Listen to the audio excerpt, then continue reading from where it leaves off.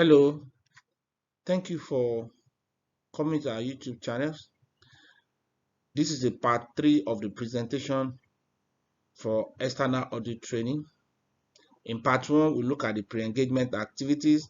In part 2, we look at planning, where we discuss team kickoff discussion and a client kickoff discussion.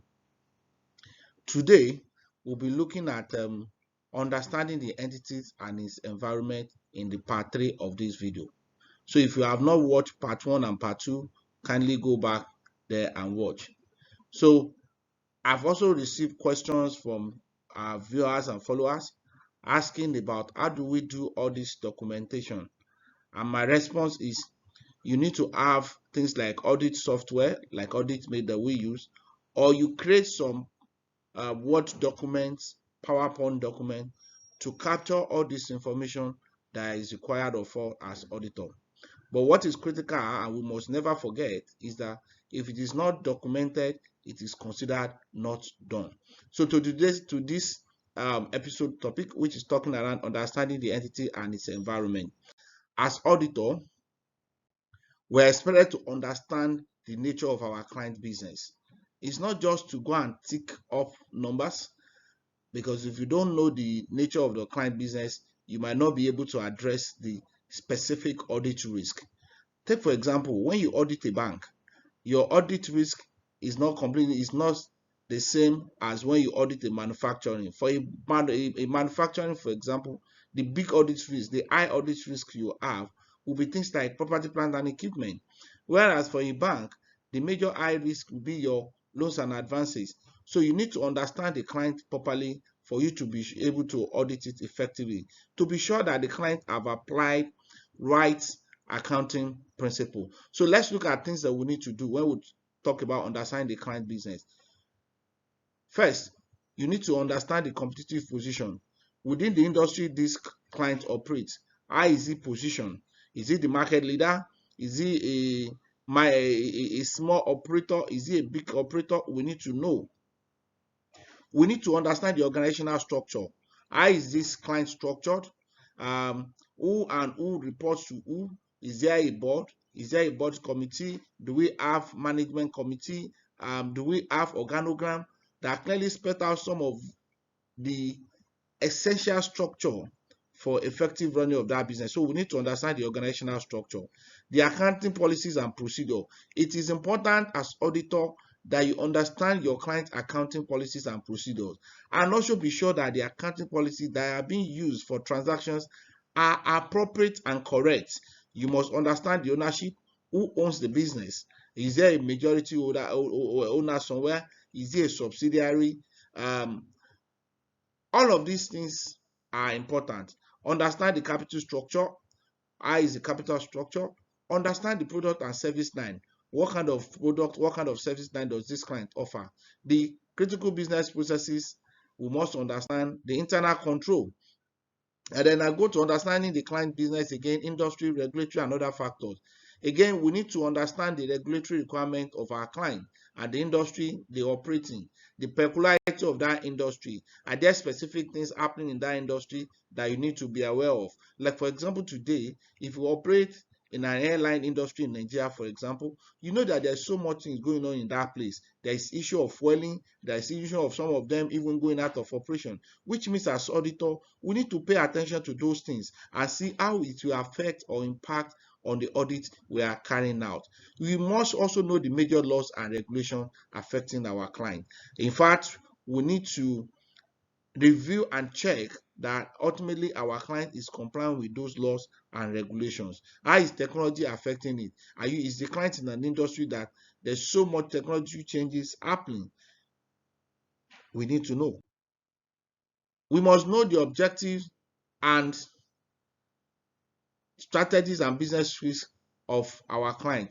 What is the client overall business objective? What is their overall plan? How are they structured? What are they doing to ensure that they achieve their objective? In fact, what is the major risk that is threatening them in being able to achieve their objective? We must also understand the business performance in terms of budgets. What did they set out for? What did they achieve? How is the business faring? We must know the key performance indicators. What do we use to do major monitoring of the business? What do they use to measure their performance? We must know it. Variance analysis, looking at trend year on year, month on month. Is there any peculiar thing? Is there anything unique? All of this we need to understand. Segment performance report. If the client has segment, you need to look at the segment and as each of those segments fared, how has the segment performed. And then we must also understand any external parties that is relevant to their performance management, their performance reporting. Do they have some specific tasks, some specific financial reporting activities that is being handled by an external party? Again, we need to know this. Then we need to understand the internal control environment. What kind of control does this client have? Who performs them? What kind of transaction do they perform this control over? Who process and record transaction and it has happened? What accounting records and supporting documentation exists? Is it a client that have a robust system of documentation in place that you can place reliance on those their documentations on the controls when doing our audit, when carrying our audit as auditor? We need to review those clients' environment and ascertain the nature of the internal controls that the client have in place. We must also understand the source of information, sources of information for us to understand our client. How do we gain or gather information about our clients? Things that we can do to help us understand our client are inquiries of the management. Part of what we should do as auditor is we should sit down with management, understand um, or have discussion with them around the activities of the business, just like what we discussed in part 2 of the presentation, where we spoke about the audit kickoff meeting. So you can sit down with your client to have meeting around the activities of the business, what has happened, and how his business is faring. And in course of the audit, you can also have multiple of such meetings. So inquiries of management, industry accounting and auditing guides. We need to follow industry and accounting guides as auditors, knowing what is going on in the accounting space. Industry risk alert. If there's industry risk alert, you need to also look through that risk alert. It can also help in understanding the business. Trade journals and news stories. Let's follow trade journals. Let's follow stories going around in the in the client environment, in the industry our clients operate in. Government publications. Are there specific government publications about our client, about the client industry? We need to follow that. Prior company annual report and SEC filing.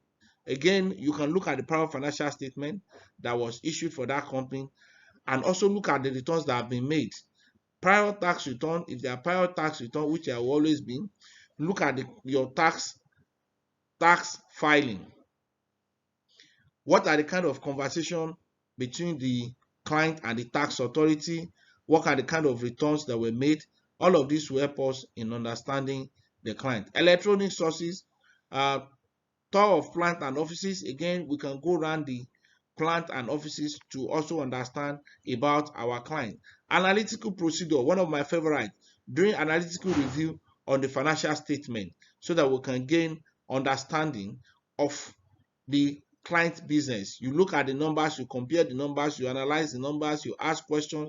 That gives us insights to the client business better. And in one of the sections, we'll look at analytical procedures in much detail, and I believe you'll find that also very interesting. So that's essentially things that we can get or how we can go about understanding the client business, how we can get information so that we can understand the client business, and it's important we do that, because if you don't understand your client business and you go ahead and audit that client in a hurry, you might miss very important areas of the audit.